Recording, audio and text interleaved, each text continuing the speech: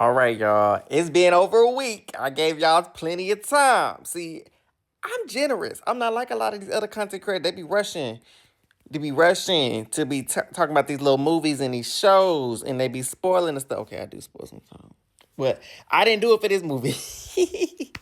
I didn't do it for this movie. So I gave y'all a little time. I gave y'all a little non-spoiler. Now let's talk about the movie Avatar: Fire and Ash in detail. Um, as much as I remember, because I didn't watch so much stuff since then. But y'all, so the movie, I told y'all, I really enjoyed this movie. I thought it was great. I've been hearing so much stuff and seeing so much stuff online that y'all like this movie. And I'm confused because I thought it was good. Now, a lot of people are saying that is detracting from its original meaning, that they've lost the plot of the story. But I saw this movie as a continuation from the second movie, right? Because they basically pick up where we left off after the oldest son dies. Nateri and Jake's oldest son died. And I told y'all they handled grief so well. Grief and resolving said grief was a huge element in this story.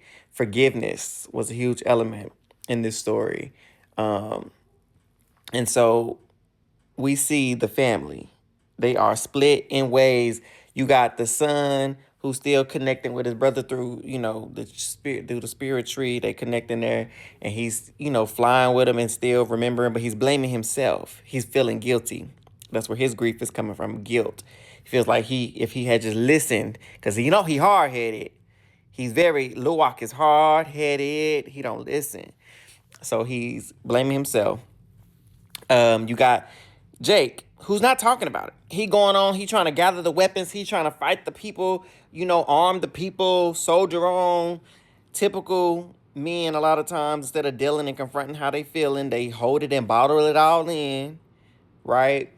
And then you got Nateri, oh baby, she feeling it. She in her thing. She got ashes under her eyes. She ain't eating. She ain't sleeping. She missing her baby, and she is hating the humans for everything. Spider is with them, right? And she can't stand that Spider. That boy was getting ready. He wear a mask so he can breathe because he can't breathe in Pandora.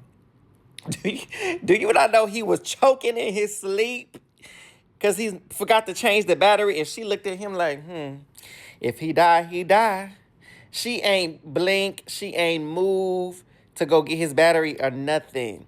And so a lot of people are saying that Nateri was racist. Y'all, I don't really believe in reverse racism. I'm going to have to tell y'all that because it don't exist. And so I believe she was very hateful. Yes, she was very hateful. She hated the humans. They came into her world, destroyed her home, corrupted the land, the nature, the animal, polluting everything. So her hate, as in the indigenous people there, it's understandable. I ain't saying she was right, because you can't go anywhere and move forward in life with hate in your heart. And that's what Jake told her eventually. Like, baby, you gotta let this hate go, because you getting stuck, right? And you can't heal if you holding on to the hate, because she got injured in the movie, early on in the movie. And so I understand where the hate was coming from. And I can see how you can be like, oh, she was racist toward the humans. Her feelings toward the humans were valid, in my opinion. They were very valid.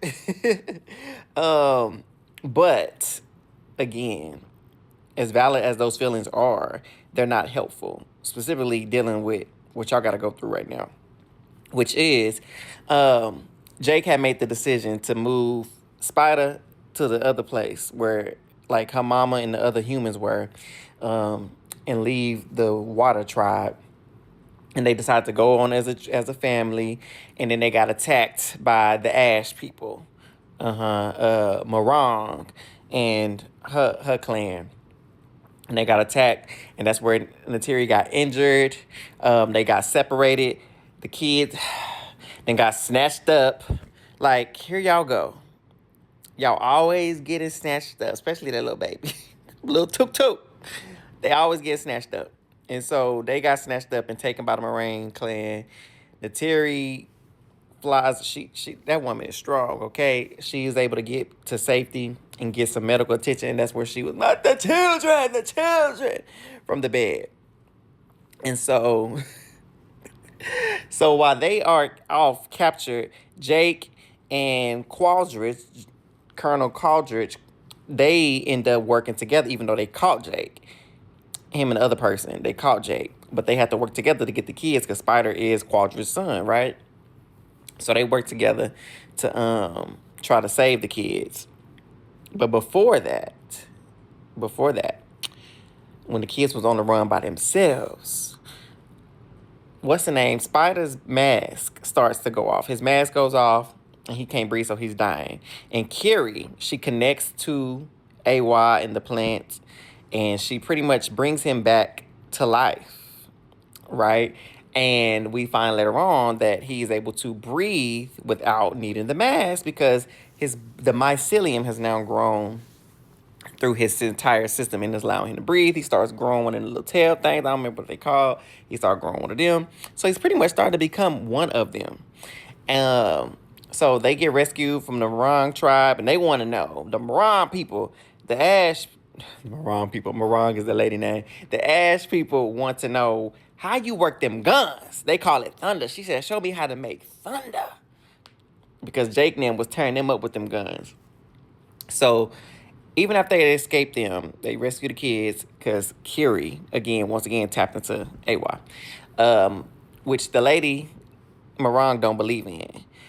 Because A.Y. apparently turned her back on their people when the volcanoes and stuff was going, so that's why she turned to the fire.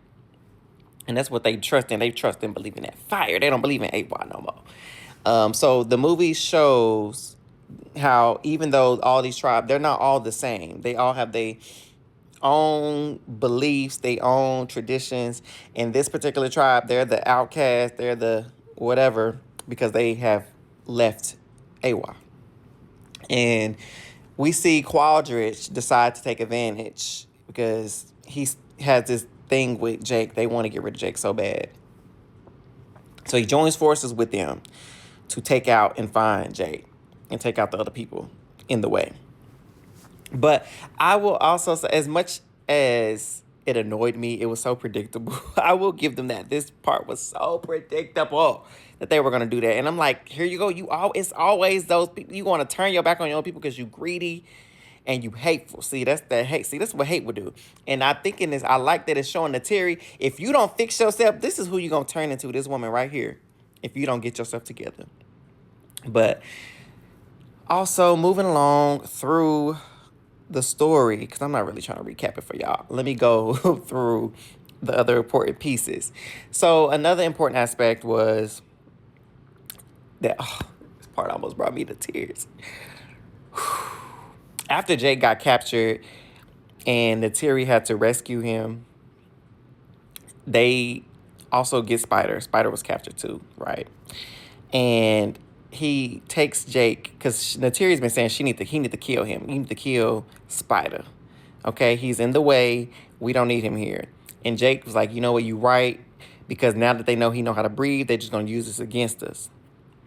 And so he takes Spider up to this grove and is giving Abraham and Isaac. You know, in the Bible, there's a lot of biblical parallels. And he takes him up into this little place, this forest, and he pulls the knife to his neck. And just before he stops. And it's like, the emotional, it just pulled the heartstrings out of it, because you know he loved it. He was like, when Spider realized it, he was like, before you do it, I understand you got to do it, but do you love me? And he was like, with all my heart, before he did it. And Natiri, I told you she didn't like him, and she wanted him to kill him. But as she was washing her face, she had an epiphany, and she runs through, and she's like, Jake, stop, don't do it. And he already stopped. But it was like, that was her coming to terms with the fact that she realizes he's just as much as part of the family as any of the other kids. All right, so this movie's long. So the review is taking a little bit longer than I thought it was going to take. So this is going to be part 1. And I'm going to make part 2. So y'all like, share, comment, and save this video. And then come back for part 2.